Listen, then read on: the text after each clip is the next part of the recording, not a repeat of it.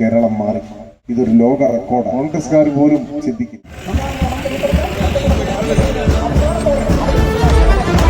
പരസ്പരം ചിരിക്കണം, വിളക്കുകൾ കൊളുത്തണം, വെറുപ്പുകൾ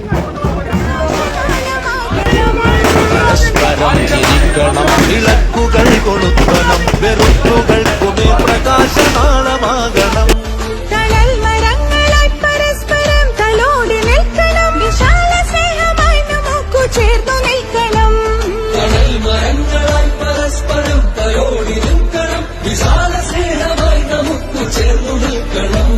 തളർച്ചകൾക്കു താങ്ങു നൽകി മുറിവുകൾക്കു തേൻ പുരട്ടി ഇരുളകറ്റുവാൻ നമുക്ക് ചൂട്ടുമിന്നണം.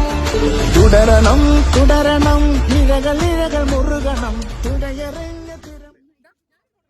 നിലമ്പൂർ ആഗ്രഹിക്കുന്ന ഒരു സ്ഥാനാർത്ഥിയെ കിട്ടിയിരിക്കുന്നു. ഏത് ആളെയാണ് നിങ്ങൾ ചർച്ചയിൽ ഭയപ്പെട്ടത് എന്ന ചോദ്യത്തിന് മാധ്യമപ്രവർത്തകനായ വേണു പറഞ്ഞ ഉത്തരം അത് സഖാവ് എം സ്വരാജ് എന്നത്ത് നിൽക്കുന്ന ഒരാൾ ഇപ്പുറത്ത് കിട്ടിയാൽ നന്നായിരുന്നു. അങ്ങനെയുണ്ടല്ലോ, നിങ്ങൾക്കൊരു ഓപ്ഷൻ തരികയാണ്, ആ കൂട്ടത്തിൽ നിന്ന് ഒരാളെ നിങ്ങൾക്ക് എടുക്കാം എന്ന് പറഞ്ഞാൽ നിങ്ങൾ ആരെ സ്വീകരിക്കും എന്ന ചോദ്യത്തിന് മുസ്ലിം ലീഗിന്റെ നേതാവായ KM ഷാജി പറഞ്ഞ മറുപടിയുണ്ട്. അത് സഖാവ് എം സ്വരാജ് എന്നാണ്. സ്വരാജിനെ ആഗ്രഹിക്കാത്തവരില്ല. ആ സ്വരാജിനെയാണ് നമുക്ക് കിട്ടിയിരിക്കുന്നത്. പിണറായി വിജയൻ എന്ന മനുഷ്യൻ അദ്ദേഹത്തിന്റെ കസേരയിൽ ഇരുന്നു കൊണ്ട് പേനയെടുത്ത് ആദ്യം ഒപ്പുവെച്ച കടലാസ് 600 രൂപയുണ്ടായിരുന്ന പെൻഷൻ മുടങ്ങിയത് 1000 രൂപയാക്കി വർദ്ധിപ്പിച്ച് നിങ്ങളുടെ ഒക്കെ വീട്ടിൽ എത്തിക്കാനുള്ള തീരുമാനമാണ്. ആ തീരുമാനമെടുത്ത സർക്കാരിന്റെ നേതൃത്വമാണ് ഇടതുപക്ഷ ജനാധിപത്യ മുന്നണി. ആ ഇടതുപക്ഷ ജനാധിപത്യ മുന്നണിയുടെ ഏറ്റവും പ്രിയങ്കരനായ സാരഥിയാണ് സഖാവ് എം സ്വരാജ്. ആ സ്വരാജ് തെരഞ്ഞെടുപ്പിൽ ഇടതുപക്ഷം ജയിക്കേണ്ടതിന്റെ ആവശ്യകതയെ കുറിച്ചുമെല്ലാം ഇതിനോടകം ഇവിടെ വിശദീകരിക്കപ്പെട്ടു കഴിഞ്ഞതാണ്. അതൊന്നും ഒരിക്കൽ കൂടി പറയേണ്ടതില്ല. മാത്രവുമല്ല, ഈ തിരഞ്ഞെടുപ്പ് സംബന്ധിയായി ഇതിനോടകം തന്നെ നാടിനെയും ജനങ്ങളെയും ബാധിക്കുന്ന എല്ലാ പ്രശ്നങ്ങളും ചെറുതും വലുതുമായ യോഗങ്ങളിൽ നിരവധി തവണ ചർച്ച ചെയ്യപ്പെട്ട് കഴിഞ്ഞിരിക്കുകയുമാണ്. അതുകൊണ്ട് ഇവിടെ ഒത്തുകൂടിയിരിക്കുന്ന എല്ലാവരോടും എനിക്ക് അഭ്യർത്ഥിക്കാനുള്ളത്, നമ്മുടെ നാട് മഹത്തായ മാറ്റങ്ങൾക്ക് സാക്ഷ്യം വഹിക്കുന്ന ഒരു കാലമാണ്. 10 വർഷം മുൻപുള്ള കേരളമല്ല ഇപ്പോഴത്തെ കേരളം. നമ്മുടെ നാട് വളരെയേറെ മാറ്റങ്ങൾക്ക് വിധേയമായി.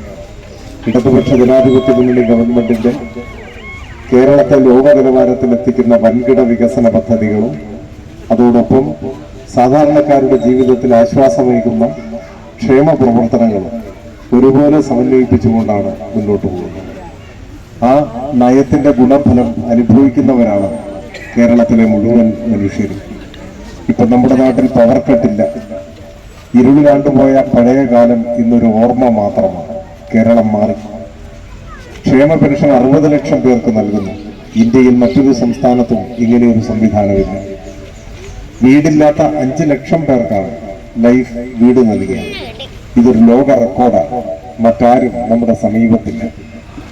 ആശുപത്രികളിലും പള്ളിക്കൂടങ്ങളിലും വന്ന മാറ്റം വിവരിക്കാനാവാത്തത്.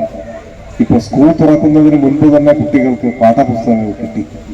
പണ്ട് പരീക്ഷക്കാലത്ത് പോലും പാഠപുസ്തകം കിട്ടാത്തതിനെ തുടർന്നാണ് വലിയ പ്രതിഷേധങ്ങൾ കേരളത്തിൽ തിരയടിച്ചുയർന്നത്.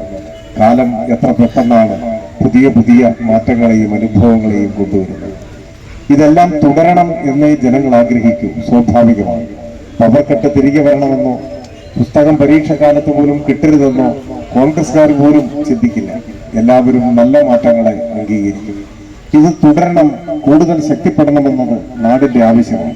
അങ്ങനെ തുടരണമെങ്കിൽ ഇടതുപക്ഷം കരുത്തു നേടണം. ഇടതുപക്ഷം കൂടുതൽ ശക്തിപ്പെടണം. ഈ നിയമസഭാ ഉപതെരഞ്ഞെടുപ്പിൽ LDF വിജയിച്ചാൽ നേരത്തെ പറഞ്ഞ ക്ഷേമ പ്രവർത്തനങ്ങളും വികസന പദ്ധതികളുമെല്ലാം കൂടുതൽ കരുത്തോടെ മുൻപോട്ട് കൊണ്ടുപോകാൻ ആവശ്യമായ ഒരു രാഷ്ട്രീയ ഊർജം LDF-നുണ്ടാകും. അത് കേരളത്തെ പുതിയ ഉയരങ്ങളിലെത്തിക്കും. ഒപ്പം നിലമ്പൂരിനും ഒരു മികച്ച വളർച്ചയുടെ തുടക്കം കുറിക്കാൻ നമുക്കാവും. നാടിന് അനുസൃതമായ വികസന പദ്ധതികൾ ആവിഷ്കരിക്കാനും അതിന്റെ പ്രാരംഭ നടപടികളിലേക്കെങ്കിലും കടക്കാനും കഴിഞ്ഞാൽ പോലും അത് വലിയ ഒരു നേട്ടമായിരിക്കും. അത് വികസനോന്മുഖമായ ഒരു നിലമ്പൂരിന്റെ അടിത്തറയായി മാറും. ഇപ്പൊ 10 പേർക്ക് പോലും തൊഴിൽ കിട്ടുന്ന ഒരു പൊതുമേഖലാ വ്യവസായ സ്ഥാപനം പോലും നമ്മുടെ മണ്ഡലത്തിലില്ല. ഇത്തരം കുറവുകൾ പരിഹരിക്കാനുള്ള പരിശ്രമങ്ങളുടെ തുടക്കമെങ്കിലും കുറിക്കാൻ ഈ ചെറിയ ഒരു സമയം നമുക്ക് ഉപകരിക്കപ്പെടും എന്നതിൽ സംശയമില്ല. അതുകൊണ്ട് എനിക്ക് പ്രിയപ്പെട്ടവരോടെല്ലാം അഭ്യർത്ഥിക്കാനുള്ളത് ഒരു കൂടുതൽ നല്ല കേരളം, വികസനോന്മുഖമായ നിലമ്പൂർ യാഥാർത്ഥ്യമാക്കാൻ ഇടതുപക്ഷ ജനാധിപത്യ മുന്നണി സ്ഥാനാർത്ഥിയായി മത്സരിക്കുന്ന എനിക്ക് ചുറ്റിക അരിവാൾ നക്ഷത്രമടയാളത്തിൽ നിങ്ങൾ വോട്ടുകൾ രേഖപ്പെടുത്തിയാൽ മാത്രം പോരാ. നിങ്ങളോട് പ്രത്യേകിച്ച് വോട്ട് ചോദിക്കേണ്ട കാര്യവുമില്ല. ഇടതുപക്ഷത്തിന് വോട്ട് ചെയ്യാൻ ഉറപ്പിച്ച് ഇടതുപക്ഷ വിജയത്തിന് വേണ്ടി ആഗ്രഹിക്കുകയും പ്രയത്നിക്കുകയും ചെയ്യുന്നവരാണ് നിങ്ങളെല്ലാവരും. അപ്പോൾ വോട്ട് ചോദിക്കുന്നത് വെറും ഒരു ഔപചാരികത അത്രയുള്ളൂ. കുടുംബാംഗങ്ങളോട് വോട്ട് ചോദിക്കണമെന്നത് അത്യാവശ്യമില്ലാത്തതുപോലെ ആണ് ഇവിടെയും.